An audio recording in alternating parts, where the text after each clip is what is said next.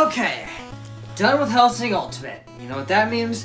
Time to check out the polls for the next reaction series. But before I do that, better check around and make sure no references to the last series are gonna come in and interrupt me first. Okay, no Nazis. No vampires. No Nazi vampires. Well, looks like we're in the clear. Yes, hello, this is the Nazi vampires. May we please come in? No, you can't come in. You can't come in unless I invite you. That's the rule. Oh, scheiße. Ha! Works every time. Man, vampires have a lot of stupid weaknesses, don't they? Ah well. In any case, bring up the polls.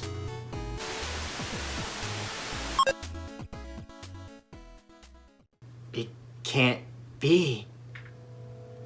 Made in Abyss won a poll? After all these years, the legendary underdog whose attempts to win the polls have spanned all the way back through space and time to nearly the very beginning. It finally did it. Next to Overlord itself, it was the ultimate underdog. But now, it's finally time for Made in Abyss to have its moment in the sun. But if you excuse me, I think I'm gonna just go and have a walk first. Should be pretty therapeutic. That's right, everybody. Made in Abyss finally won a poll and is now the next reaction series. It has been a long time coming. I mean, ever since it came out in 2017, people have been pushing for it. Even way back then, it's been a common participant in all the polls ever since they've started, basically. Only the ones that were done before the show came out didn't even have it involved. I mean, it's been a key player. But now, here it is. And when it comes to Made in Abyss, I know practically nothing about it. Basically. I mean, I knew more about Hellsing than I know about this. I mean, what do I even know? I guess it's about an abyss where there's treasure, I think. I mean, that's all I got. I know practically nothing else. If that. But Made in Abyss is going to be another short one, like Hellsing Ultimate. It's only got 13 episodes and a movie. And I mean, technically it has 3 movies, but the first 2 don't count because they're just recap movies. I don't know why they needed 2 movies to cover 13 episodes, but they did. I mean, I guess that makes sense. 13 episodes is a lot, even to cover in 2 movies, I guess, but still, there's only one of the movies that's actually important. It's the only one that actually continues the story, so that's the one I'm going to check out.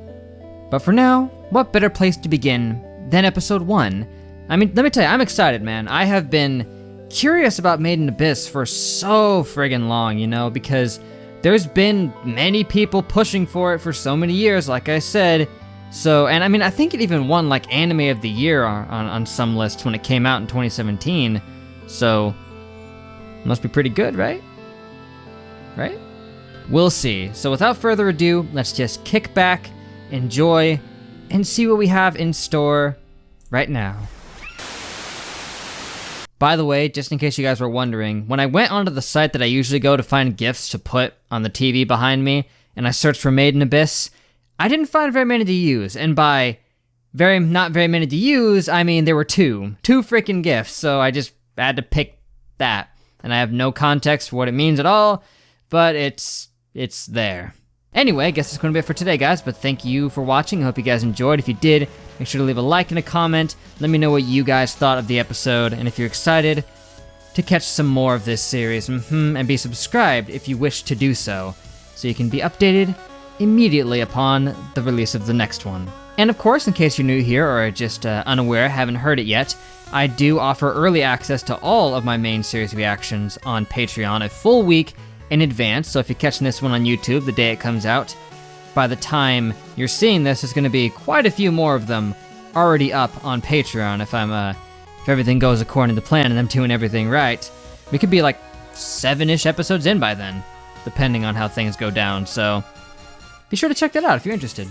All patrons at any tier get early access to all of them a full week, so just thought I'd let you know. But yeah, that was a good place to start. Just had all of the right elements to get me really hooked onto this, man. I mean, the characters so far are charming, they're fun, energetic. We've got a lot of intrigue with this abyss and the robot kid found within at the upper levels. She theorized that he came from the deepest parts of it, but from what they've said, getting up from the abyss can be challenging, even at like that 400 meters in. So if he's from the very bottom, getting up here would not be easy. She was feeling his face, and she said that he felt robotic, but at the same time, he is also anatomically correct for whatever reason. It's possible that he might not be a full robot, and he could be cybernetically enhanced, even if it's most of him is cybernetically done. You know, he could be like Android 17 and 18, where he's just an android built from the base of a person, but who knows? Maybe they just wanted to make him anatomically correct for the lulz. But I gotta comment on it, man. This orphanage is looking pretty shady. Pretty freaking shady right out of the gate. And they're just dancing around this stuff like it doesn't even matter, but I'm sitting here like, wait, stop for a second, and can we think about this? I mean, I kind of get why they're not treating it like a big deal if that's, you know, all they know. But, you know, on the outside here, I'm just like, what?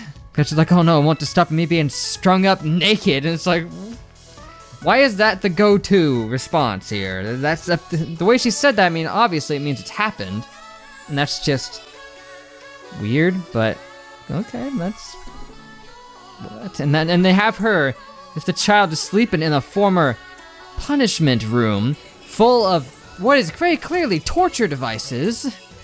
I mean, he saw him was like, you guys torturers or something, because probably looking like it. I mean, at least it's the old torture chamber, where apparently they don't use it anymore, but apparently they're not resorting to the most humane of punishment methods over here. Was this an orphanage? Did it used to be a jailhouse or something? Freaking prison. Yeah, now we got the headmaster here, who, in order to pay the bills at the orphanage, she's making the kids go down into the abyss and collect artifacts to keep the lights on. But, I don't know, is there no better way to do that? You can't, like, take donations or something? You are an orphanage. You're not having anybody step in and help you guys out? I don't know, but seems incredibly risky. I mean, we already had 2 kids almost die in just the upper levels where that frickin' lizard thing flew up. And they say they normally aren't found up there, but given that they even have the possibility, just seems risky, especially to send them out unattended, you know? Yeah, it's not like kids haven't done dangerous jobs throughout history, but I'm speaking from my modern perspective of where we don't, you know, do that stuff anymore. Ah, well. Anyway, that episode was really good, very well animated, had some beautifully done music, and the voice acting especially was something I took notice of. That it was pretty good, pretty top-notch. Like, all the way around, very well executed first episode. I mean, that's about as good as most first episodes can get. It's got me hooked, man. I want to check out the next one, but I can't. Unfortunately, I gotta work hard to get this one out on time for today. Anyway, that's it for now. Hope you guys are excited for the new reaction series to Made in the Abyss, and I hope to catch you guys next time. But until then, I will see you guys later.